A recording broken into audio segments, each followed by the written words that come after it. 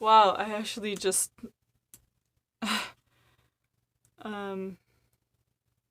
dazed off and stopped paying attention. That's not a good sign. Hello fellow anime geeks, and welcome to another first impression video in my fall 2020 coverage. I'm trying every anime series premiere I can to hopefully offer a bit more information on the ongoing season. As usual, I'll be organizing my first impressions by answering these 4 questions, and today I'm talking about an anime original, Maesetsu opening act. I should also mention that a manga has started being released for this sort of in tandem, so there is more material for this story. This has 2 mal tags, slice of life and comedy, but I sort of feel like the comedy tag is a little bit misleading. The story, the premise, follows these 2 girls as they kind of want to get into comedy, as in stand-up. It's not so much that this show in and of itself is a comedy. I mean, there's a couple of chuckle moments here and there, but I say slice of life is really what best describes this show. We follow a creepy alien race that has body snatched all of humanity so that they can remove the pupils out of our eyeballs. Just kidding. Just kidding.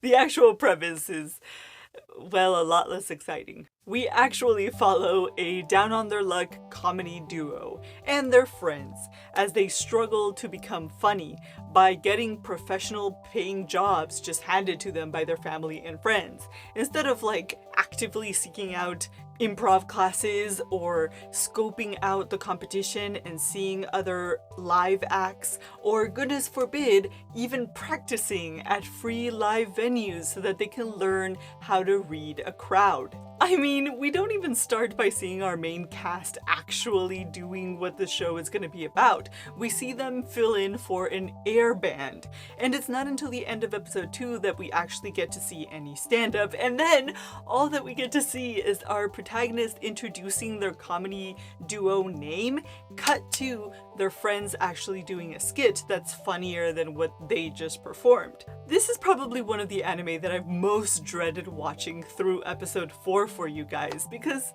there was just so little to work with. But I did end up finding out that thankfully this had a bad start.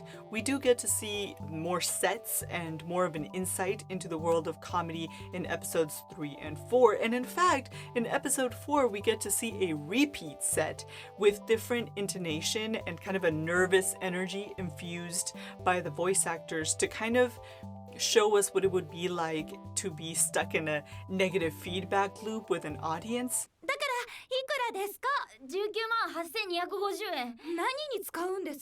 そんな中途半端な金額。 And this is what I most appreciate about this show, the voice actors. Not only were they able to pull off that subtle change in tone in that bit, but they're also able to keep up with the speed of a lot of these sets, and they're able to pull off freaking singing every one of these songs. Because they sing every one of these songs, the opening song, the ending song, and there's multiple insert songs. In fact, this led to some confusion for me in the beginning because I was like, what is this show trying to be? Are these girls gonna end up being pop idols? Because the songs were that good. Plus, this show does something that I think I've only really seen in Western media, and that's hire people to play themselves. I was a bit thrown off because here's these good actors and they're doing a really good job of representing what it would be like if you were starting out in comedy. And then you cut to these more experienced characters. 私ら吉本興業にはまだ仮所属だしね。 And I hear this really precise, very well practiced comedic timing, so I start to wonder if they hired real comedians for those parts. Well, come to find out, not only did they hire real comedians, they hired real comedians to play themselves. And I end up following this rabbit hole until I end up on the real life Twitter page of the opening act in episode 3. So, is it worthwhile? I'm actually gonna say no for me, despite loving what they're trying to do with the cast, because I'm confused. I don't really know what this anime is trying to accomplish. It's very unfocused. This is not supposed to be about music, but the music is really good. It's supposed to be about comedy, but then I actually don't find the script for the main storyline to be all that funny. Then there's the bath scenes at the end of every episode, and I think the ending song is supposed to be kind of like dirty and like double meaning kind of funny, but if even a prude like me isn't scandalized, you know it's not good fan service. This is usually the part where I tell you that even though it wasn't for me, I can see how this anime could have an appeal to somebody of different tastes, right? There's an anime out there for everyone, but I honestly don't know what to tell you right now. If you like fan service, this is really tame. If you like music, well, there's like proper music anime out there for you. If you like motivational anime that follow a journey to progress in some sort of field, well, be prepared to watch your protagonist do squat. If you like slice of life, which is what I think this is supposed to be, well, this doesn't really offer heartwarming characters or any funny gags. And on that note, I'll catch you in the next video.